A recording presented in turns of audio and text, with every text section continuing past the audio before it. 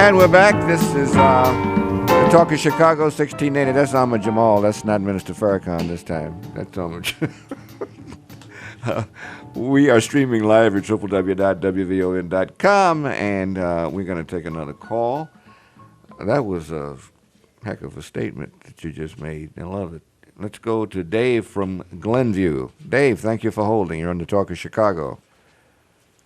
Dave. Hi, hi, Cliff. Dave. Fine, Yeah, Dave. Mm-hmm. yeah, I've talked with you before. I wanted to make a couple points. Number one, that Mr. Farrakhan, I agree with you wholeheartedly that we will not win the Afghanistan war, whatever you want to call it.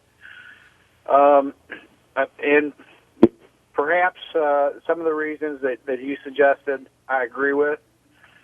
There's other thoughts that I have that maybe you might want to consider, and that is that Afghanistan is the number one heroin-producing, poppy-producing country in the world, which breeds a lot of corruptness. Mm-hmm. And the U.S. military, in trying to reconcile with the farmers and whatever else, has not done one thing to stop the flow of drugs out of Afghanistan to Europe and the United States. We will never win this war because it's about money, it's about greed, and to a certain extent, it's about religious fanaticism, which fuels and pays for the extremists. But the U.S. has satellites, and they can look down on Afghanistan, and they can see thousands of acres of poppy. If we really wanted to stop the money flowing to these extremists, in my opinion, all we have to do is eradicate the poppy. I don't know if that's okay. Let's let him respond, Dave.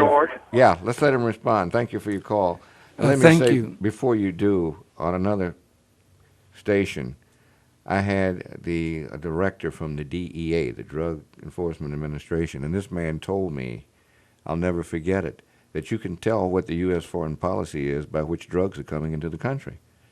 And when we finished and we were talking after the show, I said, I can't believe you said that. He said, I retired 2 weeks ago. Well, but it's true. To answer the gentleman, I thank you for what you said, because I do consider that. There we have a saying, in God we trust, but that's G period, O period, D period, guns period, oil period, drugs period.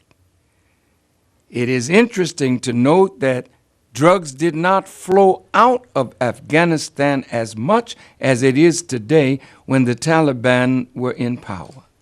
Now that America has her own person in power answering to her, the drugs are flowing. Well, there's a reason.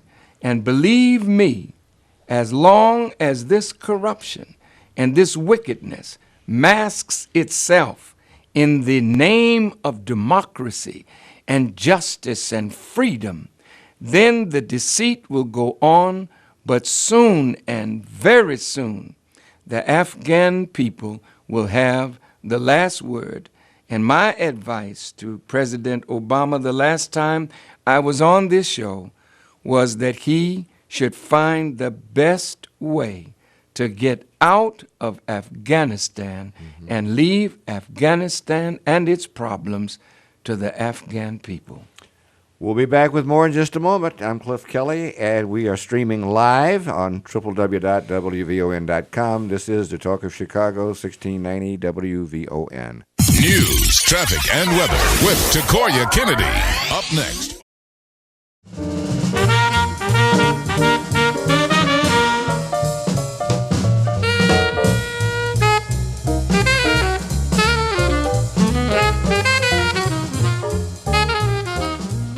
It's 5:36 on the Talk of Chicago. I'm Cliff Kelly with Minister Louis Farrakhan in our studio, and we're streaming live at www.wvon.com.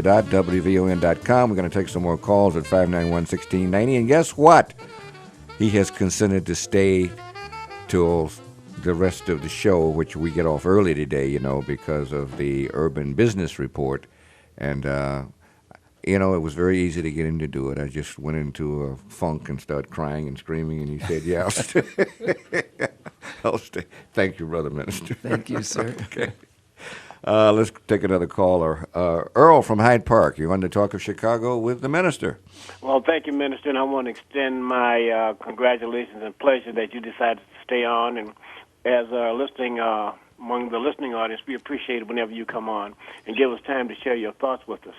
So I want to thank you again for extending your time and, first of all, at least coming on the program just to do this. Mm-hmm. And so thank you again, you and Cliff. Thank you, brother. Good.